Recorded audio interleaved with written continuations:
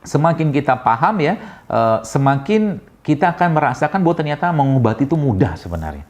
Ya. Nah, tadi kan saya katakan bersihkan. Nanti kita akan bahas bagaimana kita meningkatkan daya tahan tubuh kita di era COVID kayak begini dengan menggunakan bahan-bahan ini sebenarnya. Insya Allah cukup. Cukup asal apa? Asal tenang. Ya, asal tenang. Ini yang jadi masalah sekarang. Orang kan parno luar biasa. Waspada perlu Pak Bu. Ya, tapi ketakutan tuh jangan, karena ketakutan bisa melemahkan atau menurunkan sistem imun kita. Ya. Dengan dengan atau tanpa adanya COVID ini, kita tetap pasti akan mati kok. Ya. Pasti mati, tenang aja. Mau termasuk juga perempuan-perempuan yang menggunakan bahan-bahan anti-aging segala macam, pasti tua, tenang aja.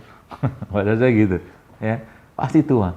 Ngapain juga ribut anti-aging. Yang diperbaharui itu bukan sel kulitnya, tapi iman yang diperbaharui. Supaya ngadepin COVID kayak begini, wabah kayak begini, ya.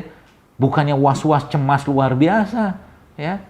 Sehingga akhirnya apa? Ya jadilah kayak sekarang, orang akhirnya ketakutan, kecemasan. Ya.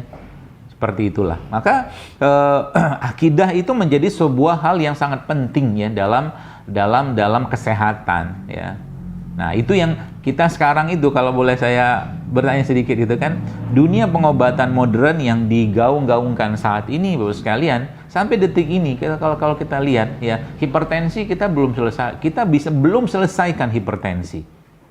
Coba deh, diabetes kita belum selesaikan diabetes. Cobalah pikir. Ada yang paham lah, mungkin ada yang ditanya obat diabetes apa? Nggak ada, paling mengontrolnya saja. Kan gitu kan bahasa kita kan selama ini kan.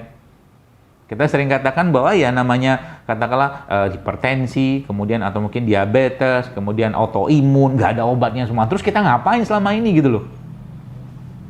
Ya, ngapain kita selama ini? Berarti ilmu yang kita dapatkan itu tidak kita cocokkan atau tidak kita selaraskan dengan apa yang disampaikan oleh baginda Nabi SAW. Nabi bilang apa? Hanya 2 penyakit yang nggak bisa sembuh, ya, yaitu apa? Tua dan mati. Kan gitu kata Nabi.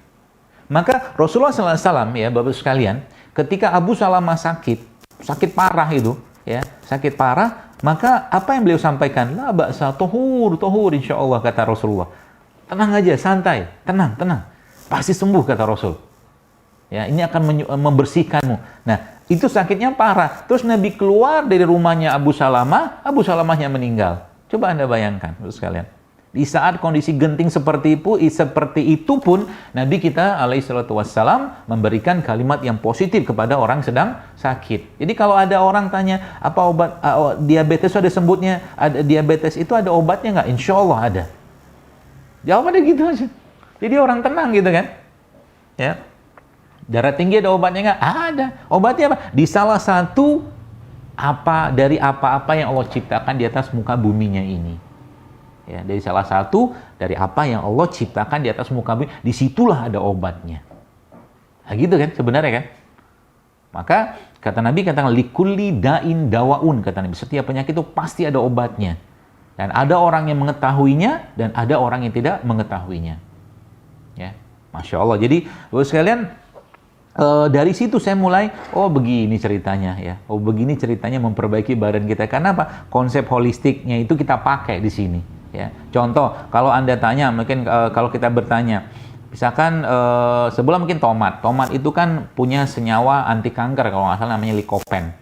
Jadi kalau ditanya, ada orang misalkan dia punya kanker prostat atau apalah gitu kan, kanker tumor kayak begitu, dia mulai mengkonsumsi tomat gitu kan, terus kita tanya, berarti lycopene yang ada pada tomat ini yang mengobati atau menyembuhkan kankernya? Itu pernyataan yang keliru sebenarnya. Jadi kalau bilang apa menyembuhkannya? Pastinya Tuhan ya, pastinya Allah. Tapi jawabannya ya tomat itu secara keseluruhan.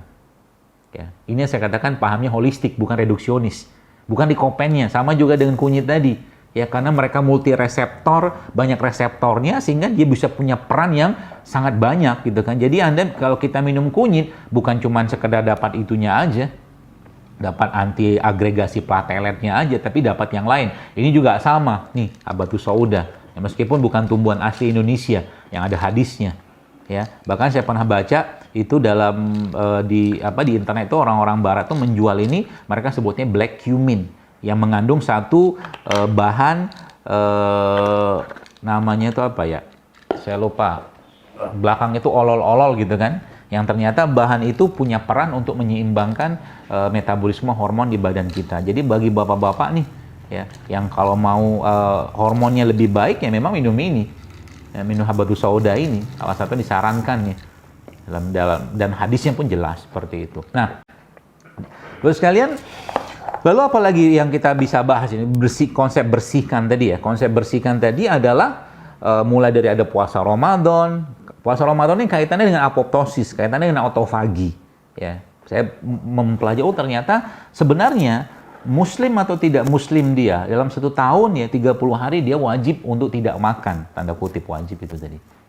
Ya, karena memang proses apoptosis itu terjadi per 12 hari. Ya, jadi kalau kita ambil 365 dibagi 12 maka akan ketemu angka 30. Ada puasa Ramadan. Jadi buku ini pun menjelaskan tentang puasa itu, puasa yang buku Longevity ini. Waktu saya baca, oh ternyata ada puasa juga nih. Ya, puasa-puasa yang diajarkan oleh baginda Nabi SAW. Ya, meskipun mereka nyebutnya bukan puasa kayak Ayamul Bid 3 hari sebulan, itu tidak. Ya, 30 hari Ramadan, 6 hari Syawal, Senin Kamis, itu fasting twice a week, itu ada penelitiannya juga. Ya, puasa 2 kali seminggu. Kemudian puasa puasa sunnah, dan terakhir yang paling ultimate itu puasa Daud ya, puasa sehari libur gitu loh. Itu kan proses ini saya katakan toolsnya yang kita bisa pakai sebenarnya ya. Tapi memang mengajarkan ini kepada orang itu memang butuh apa ya, butuh kita juga mengerjakannya, dan juga butuh kita sampaikan kepada mereka mengapa mereka harus kerjakan ini.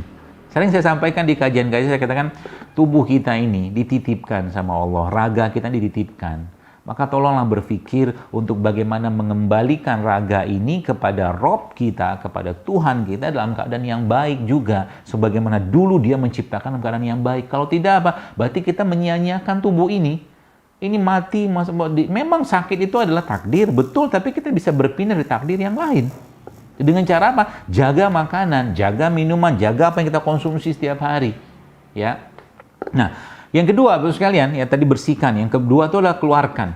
Ya, keluarkan ini dikeluarkan dengan cara apa? Nah, ternyata kalau dilihat dari struktur pembuluh darah kita ini memang paling dominan ya, paling dominan itu adalah kapiler. Hampir 40% lebih itu kapiler.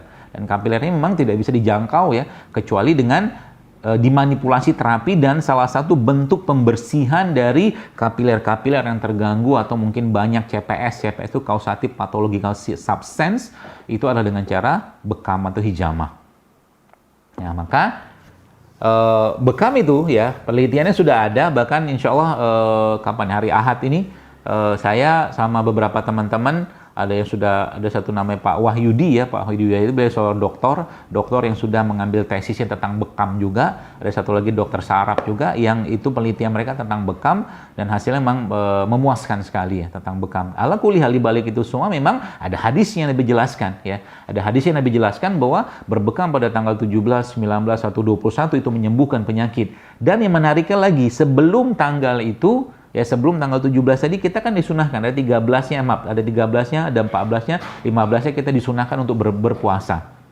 Bapak sekalian, yang WA atau mungkin yang email ke saya itu juga ada teman-teman saudara-saudara kita dari saudara sebangsa kita dari Bali ya, yang mereka bukan muslim loh. Masya Allah, yang beliau mereka menyatakan terima kasih atas resep-resepnya gitu kan ya. Silakan sesuaikan dengan agama masing-masing, saya katakan, karena emang kesehatan sifatnya universal. Kesehatan itu sifatnya universal, ya, lintas agama. Kita mau tolong aja, ya, seperti itu. Karena apa? Kita minta pada Allah agar ilmu tadi, saya katakan itu bermanfaat sebanyak-banyaknya bagi orang lain, gitu kan? Bukan cari gelar, bukan cari pangkat, bukan cari jabatan yang saya katakan sekali lagi nggak menyelesaikan masalah. Maka kembali saya mungkin meluruskan niat ya, saya diri dan teman-teman, mari kita perbaiki niat tadi ya. Nah, kembali Bapak sekalian ke masalah keluarkan tadi. Nanti mungkin silakan dibaca lah tentang riset-riset tentang hijama atau blood cupping ini ya. Yang ini merupakan salah satu terapi yang luar biasa ya, yang bisa kita pakai sebenarnya. Di COVID ini pun juga sama, tentunya dengan protokol-protokol yang kita kita lakukan ya. Nah, kemudian yang terakhir ini baru masukkan. Ada kan bersihkan, keluarkan, masukkan. Nah, masukkan ibu sekalian, ya, masukkan bahan-bahan terbaik yang sudah Allah ciptakan di muka buminya ini. Ya.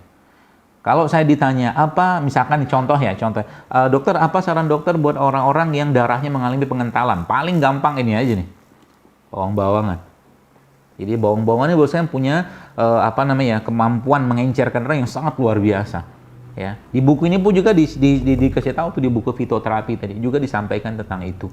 Ya, bawang-bawangan memang bentuknya, kalau kita lihat bentuknya ya, kalau kita belah bawang ya, Bapak sekalian, bawang ini kan kalau dibelah gitu kan, dia bentuknya kayak saluran darah bentuknya bawang itu. Jadi masya Allah ya,